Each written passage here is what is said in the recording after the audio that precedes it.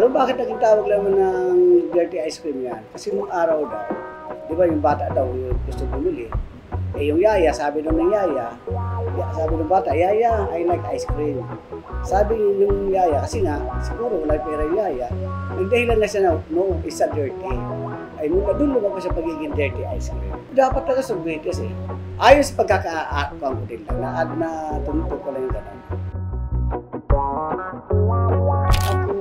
Si Marlon Kanaway. Nag-start ako ng ice cream 1989, magtinda ng ice cream. Bata pa ako noon, nagtitinda pa lang ako. Then nag-abroad ako. Nung nag-abroad ako, pagbalik ko ng Pilipinas, saka po nagtayo ng ice cream. 3 years po ako sa Taiwan nagtrabaho as in factory worker.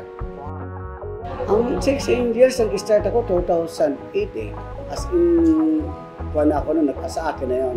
Pero umpisa ako magtinda 1989. 6 Angels po kasi 6 kasi yung anak ko eh. Dati kasi 5 anak ko kaya 5 Angels. So madagdagan, nagdagdag pa, bago na naman ako ng permit, bago na naman pangalan. Ang paggawa ng ice cream, inumpisa mo sa paggataan ng nyog. Magpapakulo ka ng tubig para sa kasaba. After nun, yung kumulong tubig, ilalagay mo sa kasaba para matunaw siya, ma-dissolve. Pag malabot na yun, paghaluin mo yung asukal, gatas na powder, tapos yung paghalo-haloin mo siya, mix mo siya. Salang mo siya sa mixer. After paglabas nun, soft ice cream na yun. After nun, ilalagay na sa cart para doon na patitigasin. Doon ka na maglalagay ng flavor o anong gusto mo. Sa ngayon, flavor natin, mangga, queso, at saka cookies and cream. Pag hindi naman nauubos po ang ice cream is nire-re-ice na naman po yun. Lalagyan na yelo asing kinabukasan, ice na ulit yun. Yung sa amin, 3 days lang po ice cream namin. 3 days kasi minsan, pag mainit, pag umulan, bigla, kaya hindi maubos, i-re-ice mo siya. Kaya abuti ka ng 3 days. Pero after 3 days, kailangan mo na isang itapon kasi masisira na po yung ice cream mo.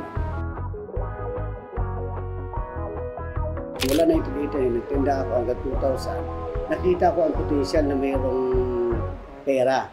Kaya isipan ko magtayo ng ice cream. Kaya sa ngayon, malaki kita, pero yung, alam mo, malaki ang kita. Yung bilihin, ganun din naman eh. Hindi gaya na dati, maliit ang kita, pero yung bilihin, maliit din. Ang una-una sa totoo, napapasalamat ako doon sa mga tindero ko eh. Nasa pasipag na pagtinda, tapos sa mga customer namin na hindi nagsasawa sa pagbili sa ice cream namin. Kasi kung wala yung customer namin, wala rin kami. Kaya nagpapasalamat ako sa mga customer ko talaga. Tapos sa ngayon, kung sino nang gusto magtayo ng negosyo, dapat aralin muna. Kasi alam mo sa totoo, pag nagtayo ka ng negosyo at hindi mo kabisado, hindi ka asinso. Kasi paano ka kikita kung hindi mo alam ang proseso? Kailangan mga sundan mo talaga. Hindi sa gaya ko, nag-start ako sa tindero. 11 years ako ng tindero bago ako tayo ng ice cream. Kaya yung kalakaran ng ice cream, alam ko talaga.